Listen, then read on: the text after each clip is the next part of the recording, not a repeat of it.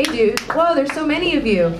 So this is brand new. It's from a book I'm working on. I've never read it out loud. Sorry if it sucks. And I think all you need to know, it takes place in San Francisco at the beginning of the end of the world, which looks like now, but a little worse. And the main characters are Michelle and Andy. They're girlfriends. Michelle keeps cheating on Andy. And this is, from Andy's point of view, kind of after she finds out that Michelle cheated on her with a teenage slam poet. Can you believe it? All right. Just gonna start reading. Sometimes animals came through Andy's open window. Once a tomcat with enormous balls rocking between his back legs and a stunned bird in his mouth. Andy shooed the tomcat back into the hillside and used her bedsheet to net the bird, who was flying crookedly around the apartment. Birds were increasingly rare in Bernal. Andy brought the bundle into her yard, feeling it flutter weakly inside the bedsheet. She unveiled the animal to the night sky with a flourish, like a magician releasing conjured doves. Andy's heart tilted in her chest as she watched the crazed thing loop like a roller coaster and smack into the side of the house. It landed with a feathery swap, and Andy went back into her basement. She did not want to know whether it collected itself back into the air or not. It looked like a cowbird anyway, a parasitic non-native. The moms dumped their eggs into the nests of the native birds and left them there to be raised by the adoptive parents. The cowbirds were big and aggro and commanded all the food, and so the native babies starved. There was a huge cowbird population on the hill, but even they were becoming scarce as the other birds died away, leaving no one for the invaders to con food out of. It depressed Andy. Another time, Andy came upon not one but 2 Jerusalem crickets in her bathroom. They were large as amphibians and humanoid, with jointed appendages and heads with little eyeballs. They seemed to have skin, and it seemed to be greasy. The sight of them made Andy throw up in her mouth.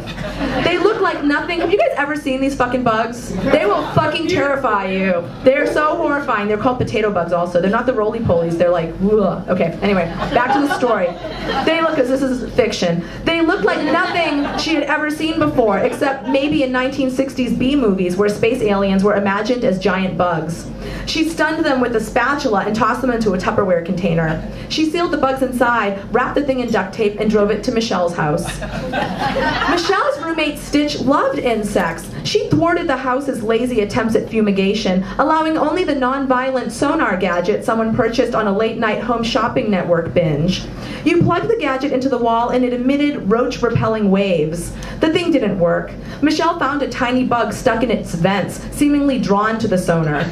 Maybe it was the equivalent of heavy metal for roaches, and some enjoyed it.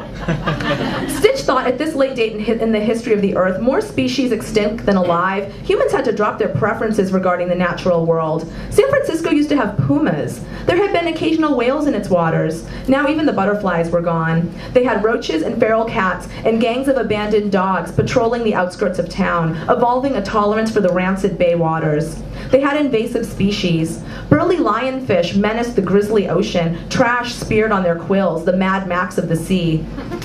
Scavenging green crabs cannibalized the last of the local crabs and took out the scallops as well. Soon even those barbarians would be gone.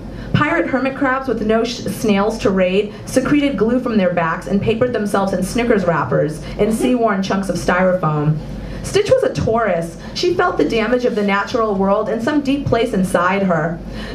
She was not separate from the abandoned canines living in trash caves in Bayview. Not separate from the roaches scurrying through her kitchen each night. Their home was supporting life. That seemed crucial to Stitch, radical even, and she believed it was only a matter of time before eco-people woke up and began championing the species they were currently scapegoating. Look, Stitch would point at a roach couple brazenly mating atop the microwave. They're having sex! They're making more roaches, Michelle shrieked. Exactly, Stitch gloated, proud that her laboratory was thriving. On a speed binge, Stitch dropped globs of glow-in-the-dark paint on all the kitchen roaches, and the nighttime result was breathtaking, grotesque, and psychedelic. Like a baby mad scientist, Stitch had created phosphorescent cockroaches. It did work to strip the bugs of some of their ickiness, and the roommates began to laugh when they came upon them in the night, rather than shriek. Except for the time Michelle was curling up to sleep in her futon, and something tumbled from her wild, dry mane of hair onto her cheek. She shook it onto her pillow and screamed at the poster paint cockroach radiating atop her bedding. Stitch has gone too far, Michelle railed. She feared she would never again be able to sleep in her own futon. She imagined it swarming with roaches. She could not even think about her hair, swirled into unkempt tangles upon her head. She recalled an urban legend, a woman with a shellacked beehive hairdo, unwittingly hosting a community of cockroaches inside her bouffant. "Stitch, your relationship with these bugs is unnatural," Michelle screamed into Stitch's bedroom. "I think we're beyond anyone having a natural relationship with the planet," Stitch observed wisely from the cusp of sleep. Her unclean pet rodent spun in its wheel above her desk, generating a pleasing white noise. In that neighboring bedroom, Stitch kept many terrariums. In one coiled a thick, segmented millipede Michelle had gotten her for her birthday. In another waddled a plump Madagascar hissing cockroach from an ex-lover. The hissing roach raised its hindquarters and blew air through its rectum when threatened. That was the source of its hiss. There was an empty terrarium where a different strain of common cockroach had once lived, a native to the Southwest. Stitch had found it on the floor of a punk house in Albuquerque and brought it back on a Greyhound sealed inside an empty soda cup. She enjoyed fixing that Southwestern roach little dinners on the plastic caps of milk cartons, miniatures of whatever Stitch herself was eating, a piece of pasta, a sprinkle of marinara, a shred of lettuce. One evening, Michelle drunkenly tossed some apple crumble into the roach's home, left the lid loose, and the bug escaped.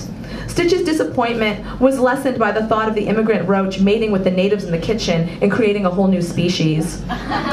Andy left the Jerusalem crickets with Stitch, who doted on them. She lowered their broken bodies into the vacant terrarium and watched them die on the kitchen table.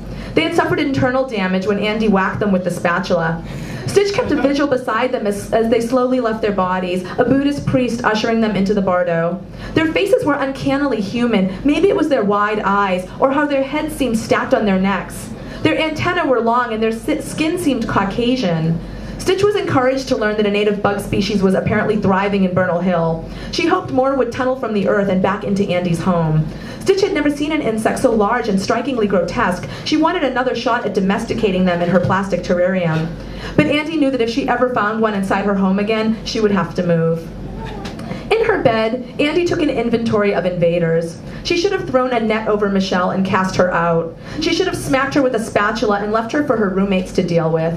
She was like one of those long, crackled bugs that had evolved to look like sticks and leaves.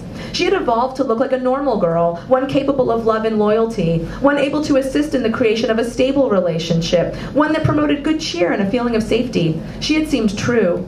These last weeks had been so sweet, with popcorn in bed, the television pulled close, watching the Westminster Dog Show, listening to the doll-clutching Marilyn Manson fans defend their facial piercings on Jenny Jones, getting wrapped up in a lurid movie on Lifetime. Andy had thought this one thing was happening, but in fact, this other thing was happening. Michelle was lying in wait like a predator. She had colonized Andy's nest, and Andy had unwittingly fed her, mistook her for one of her own. Now she had found a fucking teenager. That was gross.